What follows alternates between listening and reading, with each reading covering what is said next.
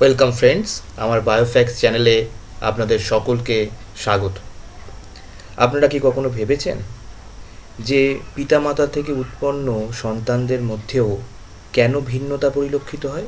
এর কারণটা কি? অথবা আমাদের দেহকোষে ক্রোমোজোম সংখ্যা 46, কিন্তু শুক্রাণু ও ডিম্বাণুতে ক্রোমোজোম সংখ্যা 23। এটা হয় কি করে? আসুন আজকে আমরা এর রহস্য উদ্ঘাটন করি। এর কারণ হচ্ছে মিয়োসিস কোষ বিভাজন। আমার সঙ্গে থাকুন, ভিডিওটি দেখতে থাকুন। ভালো লাগলে ভিডিওটি লাইক করবেন, সাবস্ক্রাইব করবেন এবং শেয়ার করবেন। আমার একান্ত অনুরোধ, আপনারা ভিডিওটি সম্পূর্ণ দেখবেন, না হলে অ্যানিমেটেড ভিডিওটি আপনারা মিস করে যাবেন।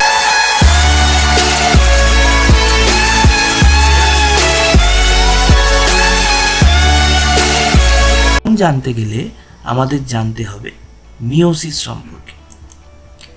যে পরোক্ষ কোষ বিভাজন প্রক্রিয়ায় ডিপ্লয়েড জনন মাতৃকোষ দুইবার বিভাজিত হয়ে 4টি হ্যাপ্লয়েড জনন কোষ উৎপন্ন করে তাকে মিয়োসিস কোষ বিভাজন বলে।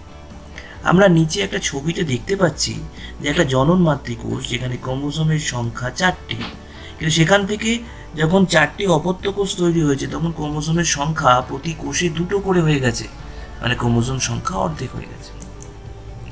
মিয়োসিস কোথায় ঘটে? ডিপ্লয়েড জীবে হ্যাপ্লয়েড গ্যামেট তৈরি করার জন্য মিয়োসিস ঘটে, যাকে আমরা গ্যামেটিক মিয়োসিস বলি। মস, ফার্ন জাতীয় উদ্ভিদে ডিপ্লয়েড রেণু মাতৃকোষ থেকে হ্যাপ্লয়েড রেণু উৎপাদনেও মিয়োসিস ঘটে, যাকে আমরা স্পোরিক মিয়োসিস বলি। শৈবাল, ছত্রাকে জাইগোট বা জাইগোস্পোর থেকে হ্যাপ্লয়েড জীব তৈরিতেও মিয়োসিস ঘটতে পারে, যাকে জাইগোটিক মিয়োসিস বলা হয়। মিয়োসিসের বৈশিষ্ট্য জেনে নিই। এটি পরোক্ষ কোষ বিভাজন প্রক্রিয়া, অর্থাৎ নিউক্লিয়াসের বিভাজন আগে হয়, তারপরে সাইটোপ্লাজমের বিভাজন হয়, বেমতন্তু গঠিত হয়, সময় বেশি লাগে। মিয়োসিস প্রক্রিয়া দুটি পর্যায়ে বিভক্ত, মিয়োসিস 1 এবং মিয়োসিস 2। এই প্রক্রিয়ায় ডিপ্লয়েড জনন মাতৃকোষ 4টি হ্যাপ্লয়েড জনন কোষ উৎপন্ন করে। এর ফলে অপত্য কোষের ক্রোমোজোম সংখ্যা জনিত্রী কোষের অর্ধেক হয়, তাই একে হ্রাস বিভাজন বলে। আমরা দেখি একটি ডিপ্লয়েড জনন মাতৃকোষ মিয়োসিস 1 হয়েছে, 2টো হ্যাপ্লয়েড কোষ তৈরি করেছে। আবার মিয়োসিস 2 যখন হয়েছে তখন 4টে হ্যাপ্লয়েড কোষ তৈরি হয়েছে। এর থেকে বুঝতে পারছি যে মিয়োসিস 1-এ ক্রোমোজোম সংখ্যার কমে গেছে, অর্ধেক হয়ে গেছে, কিন্তু মিয়োসিস 2-তে কিন্তু ক্রোমোজোম সংখ্যা একই রকম রয়েছে, তাহলে মিয়োসিস 2টা কিন্তু মাইটোসিস। মিয়োসিসের পর্যায়গুলো সম্পর্কে জেনে নেব।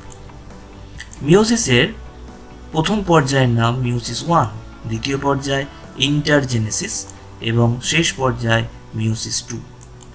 মিয়োসিস 1-কে দুটি ভাগে ভাগ করা যায়, প্রথম ক্যারিওকাইনেসিস 1 এবং তারপর সাইটোকাইনেসিস 1। মিয়োসিস 2-কে দুটো ভাগে ভাগ করা যায়, ক্যারিওকাইনেসিস 2 মানে নিউক্লিয়াসের বিভাজন, সাইটোকাইনেসিস 2 মানে সাইটোপ্লাজমের বিভাজন। ক্যারিওকাইনেসিস 1-কে আমরা ভাগ করছি প্রোফেজ 1, মেটাফেজ 1, অ্যানাফেজ 1 এবং টেলোফেজ 1। ঠিক একইভাবে ক্যারিওকাইনেসিস 2-কেও আমরা ভাগ করব prophase 2, metaphase 2, anaphase 2, telophase 2। Prophase 1-কে আবার ভাগ করা যায় 5টি উপদশায়, leptotene, zygotene, pachytene, diplotene, diakinesis. আমরা এবার প্রোফেজ 1-এর দশাগুলো সম্পর্কে জেনে নেব। লেপ্টোটিন, ক্রোমাটিন তন্তু ঘনীভূত হয়ে ডায়ার্ড ক্রোমোজোম গঠন করে। প্রাণী কোষের ক্রোমোজোমগুলো শেষ প্রান্ত অ্যাস্টারের দিকে যে নিউক্লিয় পর্দা তার সঙ্গে এমনভাবে যুক্ত হয় যেন ফুলের তোড়ার মতো দেখায়। বৈজ্ঞানিক ডার্লিংটন একে বোকে স্টেজ বলেছে।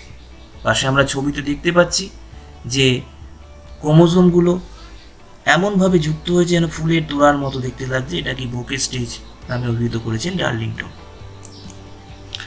এর পরের দশা জাইগোটিন।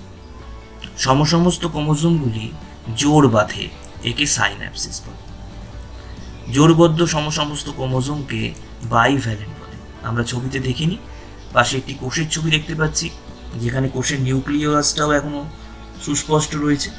এবং আমরা দেখতে পাচ্ছি নীল আর লাল বর্ণের ক্রোমোজোম, এরাই হচ্ছে সমসমস্ত ক্রোমোজোম, মানে একটি বাবার থেকে পেয়েছি এবং একটি মায়ের থেকে পেয়েছি। তাই এরা এই সমসমস্ত ক্রোমোজোমগুলো পাশাপাশি জোড় বেঁধেছে। এই পদ্ধতিকে সাইন্যাপসিস বলে, আর এই জোড়াটাকে বাইভ্যালেন্ট বলছে। এই দুটি সমসমস্ত ক্রোমোজোমের মাঝে একটা নিউক্লিয় প্রোটিন সংগঠন তৈরি হয়, যে ক্রোমোজোমগুলোকে একসঙ্গে জোট বাঁধতে সাহায্য করে, যাকে সাইন্যাপটোনিমাল কমপ্লেক্স বলে। আমরা ছবিতে দেখিনি, আমরা দেখতে পাচ্ছি লাল বর্ণের ক্রোমোজোম এবং নীল বর্ণের ক্রোমোজোম একে অপরের উপরে অবস্থিত এবং মাঝখানে সাদা রঙের কিছু তন্তু ওকে যুক্ত করে রেখেছে, এটাই সাইন্যাপটোনিমাল কমপ্লেক্স। প্যাকেটিং, সমসমস্ত ক্রোমোজোমের ক্রোমাটিড স্পষ্ট হয়, ফলে বাইভ্যালেন্টে 4টি ক্রোমাটিড দেখা যায়, এদের টেট্রাড বলে। নিচে দেখতে পাচ্ছি সমসমস্ত ক্রোমোজোম, একটা লাল বর্ণের একটা নীল বর্ণের, প্রত্যেকটা ক্রোমোজোমে 2টো করে ক্রোমাটিড, তা দেখা যাচ্ছে টেট্রাডে 4টে ক্রোমাটিড আছে। একই ক্রোমোজোমের ক্রোমাটিড দুটিকে পরস্পরের সিস্টার ক্রোমাটিড বলে, মানে লালের সঙ্গে লাল সিস্টার ক্রোমাটিড, নীলের সঙ্গে নীল এটাও সিস্টার ক্রোমাটিড। আসলে এরা একই ক্রোমোজোম থেকে উৎপন্ন হয়েছে বলে। দুটি ভিন্ন ক্রোমোজোমের ক্রোমাটিড দ্বয়কে নন সিস্টার ক্রোমাটিড বলে। তাহলে এই যে সমস্ত ক্রোমোজোম জোড়া দেখতে পাচ্ছি, তাহলে লালের সঙ্গে নীল এর সম্পর্কটা কি? নন সিস্টার ক্রোমাটিড। প্যাকেটিং দশা সম্পর্কে জেনে নেব। এই দশার শেষে সমস্ত ক্রোমোজোমের নন সিস্টার ক্রোমাটিডের মধ্যে দেহাংশের বিনিময় হয়, একে ক্রসিং ওভার বলে। এর ফলেই প্রকরণ সৃষ্টি হয়। পাশে আমরা ছবি দেখতে পাচ্ছি লাল এবং নীল দুটি সমস্ত ক্রোমোজোম, এদের নন সিস্টার ক্রোমাটিডের মধ্যে একটা অভিলেপন ঘটেছে এবং এখানেই দেহাংশের বিনিময়টা হয়েছে, এটাকে ক্রসিং ওভার বলছে। যে জায়গায় অভিলেপন ঘটেছে সেই অংশটা দেখতে অনেকটা এক্স অক্ষরের মতো, একে আমরা কায়াজমা বলি বা কায়াজমাটাও বলতে পারি। ডিপ্লোটিং, ক্রসিং ওভারের স্থান ছাড়া সাইন্যাপটোনিমাল কমপ্লেক্স দ্রবীভূত হতে শুরু করে। বাইভ্যালেন্টের ক্রোমোজোমগুলি বিকর্ষণের জন্য দূরে যেতে শুরু করে, ফলে কায়াজমা অঞ্চল ক্রোমোজোমের প্রান্তে চলে আসে, যাকে টার্মিনালাইজেশন বলে। আমরা ছবিতে দেখতে পাচ্ছি যে এই নন সিস্টার ক্রোমাটিড গুলোর মধ্যে যে সাইন্যাপটোনিমাল কমপ্লেক্স আছে সেটা আস্তে আস্তে দ্রবীভূত হতে শুরু করেছে এবং লাল ক্রোমোজোম আর নীল ক্রোমোজোম এরা পরস্পর থেকে দূরে যেতে শুরু করেছে, ফলে কায়াজমা অঞ্চল অনেকটা প্রান্তের দিকে সরে এসেছে। ডায়াকাইনেসিস, নিউক্লিওলাস অবলুপ্ত হয়, নিউক্লিয় পর্দাও অবলুপ্ত হয়, টার্মিনালাইজেশন সম্পূর্ণ হয়। এই আমরা নিচে দেখতে পাচ্ছি ডায়াকাইনেসিসের ছবি। এখানে দেখতে পাচ্ছি যে কায়াজমা অঞ্চল আর আমরা দেখতে পাচ্ছি না, কারণ কায়াজমা অঞ্চলের কাজ সম্পূর্ণ হয়ে গেছে।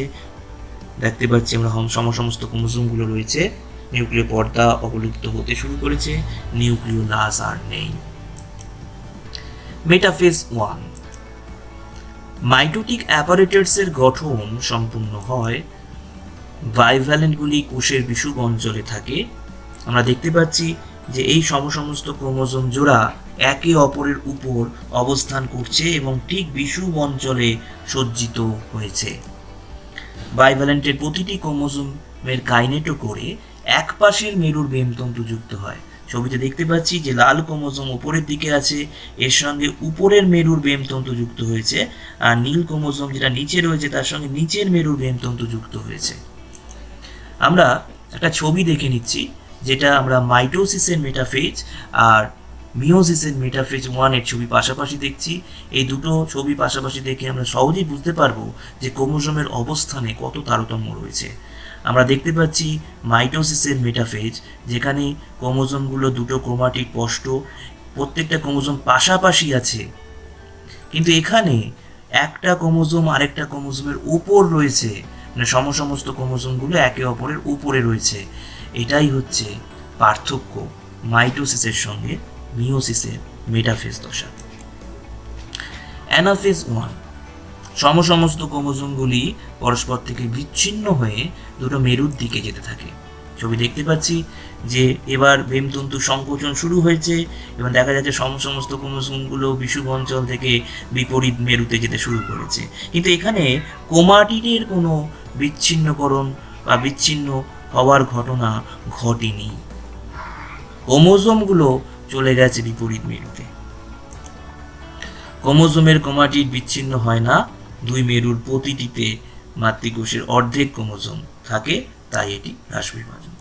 আমরা এবার একটা ছবি দেখে নিই, মাইটোসিসের অ্যানাফেজ আর মিওসিসের অ্যানাফেজ 1, ছবি দুটো পাশাপাশি রাখা রয়েছে, বুঝতে যাতে সুবিধা হয়। আমরা দেখতে পাচ্ছি ক্রোমোসোমের ক্রোমাটিডগুলো বিচ্ছিন্ন হয়ে সমান সংখ্যক বিপরীত দিকে যাচ্ছে, কিন্তু এখানে দেখতে পাচ্ছি যে ক্রোমাটিডের কোনো বিচ্ছিন্নকরণ ঘটনা ঘটেনি।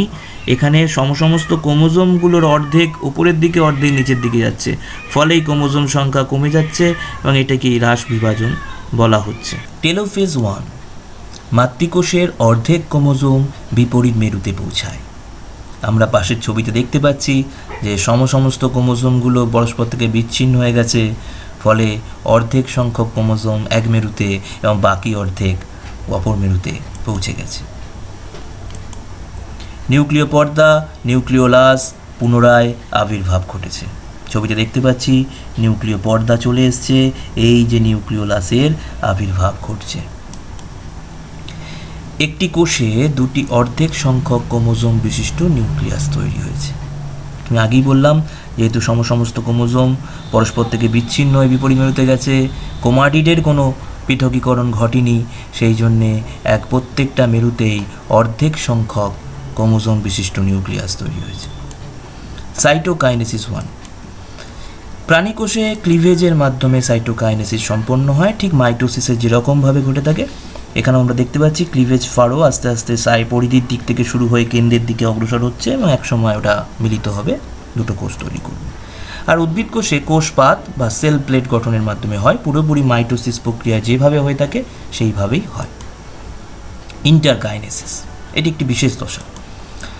প্রথম মিওসিস বিভাজনের টেলোফেজ 1 এর শেষ এবং দ্বিতীয় মিওসিস বিভাজনের প্রোফেজ 2 এর শুরু, এর মধ্যবর্তী যে সময়কাল তাকে ইন্টারকাইনেসিস বলে।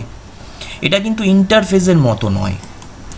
এখানে এটিপি সংশ্লেষ হয়, আরএনএ সংশ্লেষ হয়, প্রোটিন সংশ্লেষ হয়, কিন্তু কখনোই ডিএনএ সংশ্লেষ হয় না। মিওসিস 2 সম্পর্কে জেনে নিন। এই প্রক্রিয়ায় মিওসিস 1-এ উৎপন্ন দুটি হ্যাপ্লয়েড অপত্য কোষ বিভাজিত হয়ে 4টি হ্যাপ্লয়েড কোষ তৈরি করে। এই প্রক্রিয়ায় জনিত্রী কোষ, মানে এক্ষেত্রে জনিত্রী কোষ হচ্ছে মিওসিস 1-এ উৎপন্ন অপত্য কোষটাই, এবং অপত্য কোষে ক্রোমোসোম সংখ্যা সমান থাকে, তাই একে মাইটোসিস বা সমবিভাজন বলা যায়। তাহলে আমরা বলতে পারি মিওসিস 2 আসলে মাইটোসিস। তাহলে মাইটোসিস ছাড়া মিওসিস কখনোই সম্পূর্ণ হতে পারে না। মিওসিস কোষ বিভাজন শুরু হওয়ার আগে ইন্টারফেজ দশা সম্পন্ন হয়। ইন্টারফেজের G1, S এবং G2 দশা ঠিক মাইটোসিসের মধ্যেই সম্পন্ন হয়ে থাকে। এস দশায় ডিএনএর পরিমাণ যেভাবে মাইটোসিসের সময় দ্বিগুণ হয়েছিল, ঠিক সেইভাবেই এখানে ডিএনএ রেপ্লিকেশন পদ্ধতিতে ডিএনএর প্রতিলিপিকরণ হয়। সেখান থেকে ক্রোমোসোম তৈরি হয়, ক্রোমোসোম ডায়াড ফর্মে অবস্থান করে, যদিও মাইক্রোস্কোপে তখন ডায়াড ফর্ম দৃষ্টিগোচর হয় না। G1-এ ঠিক সেইভাবেই সেন্টিওল, অঙ্গাণু, মাইটোকন্ড্রিয়া দ্বিত্বকরণ হয়ে থাকে। আর G2-তে এই সমস্ত ঘটনাগুলির পুনরায় দেখে নেওয়া হয়, যদি কোনো ত্রুটি থাকে তার সংশোধন হয়। এরপর কোষটি মিওসিস 1 এর ক্যারিওকাইনেসিস 1 দশায় প্রবেশ করে। ক্যারিওকাইনেসিস 1-এর প্রোফেজ 1 দশার লেপ্টোটিন উপদশায় ব্রোকেজ স্টেজে ক্রোমোসোমগুলো অবস্থান করে। এরপর শুরু হয় জাইগোটিন দশা, যেখানে সমস্ত ক্রোমোসোমগুলি একে অপরের সঙ্গে জোড়বদ্ধ অবস্থায় অবস্থান করে। একে সাইন্যাপসিস বলে।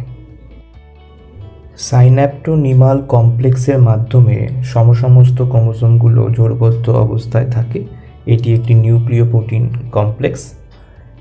এরপর শুরু হয় প্যাকাইটিন উপদশা।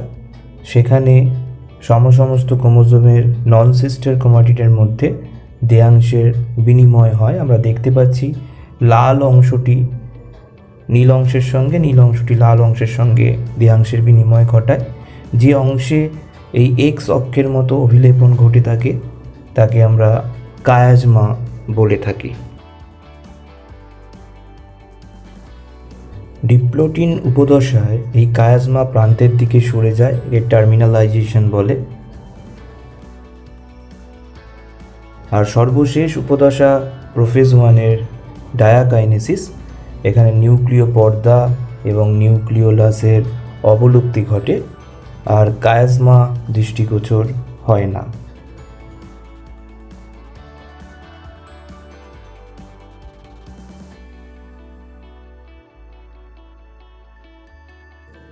মেটাফেজ 1 দশায় সমস্ত ক্রোমোজোমগুলো বিষুব অঞ্চলে সজ্জিত হয়।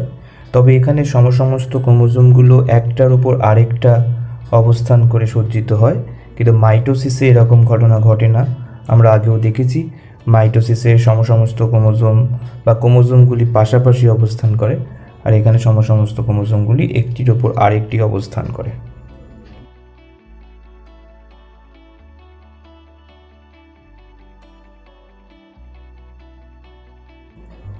অ্যানাফেজ 1 দশায় বেমতন্তুর সংকোচন হয়, সমস্ত ক্রোমোজোমগুলো বিচ্ছিন্ন হয়ে বিপরীত মেরুর দিকে যায়। এখানে ক্রোমাটিডের পৃথকীকরণ হয় না, ফলে ক্রোমোজোম সংখ্যা কমতে থাকে। এরপর টেলোফেজ 1-এ ক্রোমাটিন জালিকা গঠিত হয়, নিউক্লিয় পর্দা নিউক্লিয়াসের পুনরায় আবির্ভাব ঘটে। এইভাবে ক্যারিওকাইনেসিস 1 শেষ হয়। সঙ্গে ক্লিভেজ ফারোয়িং মাধ্যমে সাইটোকাইনেসিস শেষ হয়ে থাকে। এরপর মিওসিস 2 এর ক্যারিওকাইনেসিস 2 শুরু হয়। সেখানেও প্রোফেজ 1-এ সেই নিউক্লিয় পর্দার অবলুপ্তি, নিউক্লিওলাসের অবলুপ্তি, সেন্টিওল বিপরীত মেরুতে গমন এগুলো হয়ে থাকে, ক্রোমোজোম গঠন হয়ে থাকে। তারপরে মেটাফেজ দশায় ক্রোমোজোমগুলো বিষুব অঞ্চলে সজ্জিত হয়, এখানে পাশাপাশি সজ্জিত হয়, এখানে কিন্তু উপর নিচে থাকে না। অ্যানাফেজ দশায় আমরা দেখেছি বেমতন্তু সংকোচন হয় এবং ক্রোমোজোমের সেন্টোমিয়ার অঞ্চল বিচ্ছিন্ন হয়ে অপত্য ক্রোমোজোম তৈরি হয় এবং সমসংখ্যক অপত্য ক্রোমোজোম বিপরীত মেরুর দিকে যাত্রা শুরু করে। একে আমরা অ্যানাফেজীয় গমন বলতে পারি। এইভাবে অ্যানাফেজ দশাও শেষ হয়ে যায়, এটা অ্যানাফেজ 2। এরপর অ্যানাফেজ দশা শেষ হওয়ার সাথেই দেখা যাচ্ছে ক্রোমাটিন জালিকা ফিরে আসে, নিউক্লিয় পর্দা চলে আসে, নিউক্লিয়াস চলে আসে, টেলোফেজ 2 শেষ হয়। সঙ্গে ক্লিভেজ ফারোয়িং পদ্ধতিতে প্রাণী কোষের সাইটোকাইনেসিসও শেষ হয়ে যায়, আর উদ্ভিদ কোষে কোষপাত গঠনের মাধ্যমে হয়। এইভাবে 4টি অপত্য কোষ তৈরি হয়ে থাকে। এখন এই মিওসিসের প্রথম কাজ প্রজাতির ক্রোমোজোম সংখ্যা ধ্রুবক রাখা। আমরা দেখছি পুরুষদের দেহকোষে 46টা, মহিলাদের 46টা, কিন্তু শুক্রাণু এবং ডিম্বাণুতে 23টা করে হওয়ায় তার যে সন্তান তার মধ্যে 46টা ক্রোমোজোম বজায় থাকে। অর্থাৎ প্রজাতির মধ্যে ক্রোমোজোম সংখ্যা বজায় রাখা এর একটি প্রধান কাজ। একই পিতামাতা থেকে জাত সন্তানদের মধ্যে যে ভেদ বা প্রকরণ দেখা যায় তারও উৎস মিওসিস। এই মিওসিসের প্রোফেজ 1-এর যে প্যাকেটিন উপদশা সেখানে যে ক্রসিং ওভার হয় তার ফলে ভেদ বা প্রকরণ সৃষ্টি হয়, যা অভিব্যক্তিতে একটি গুরুত্বপূর্ণ ভূমিকা পালন করে। এছাড়াও আমরা বলতে পারি মিওসিস গ্যামেট উৎপাদনে সহযোগিতা করে, ডিপ্লয়েড কোষ থেকে হ্যাপ্লয়েড গ্যামেট তৈরিতে সাহায্য করে।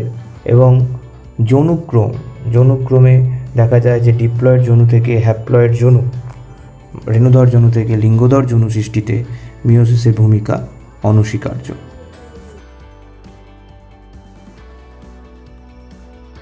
ধন্যবাদ। পরের দিন অন্য বিষয় নিয়ে আবার হাজির হব। আমার এই ভিডিওটিকে লাইক করবেন, সাবস্ক্রাইব করবেন এবং শেয়ার করবেন। নোটিফিকেশন বেলটিকে অন রাখুন, এতে আমার ভিডিও আপনার কাছে অনেক আগেই পৌঁছে যায়।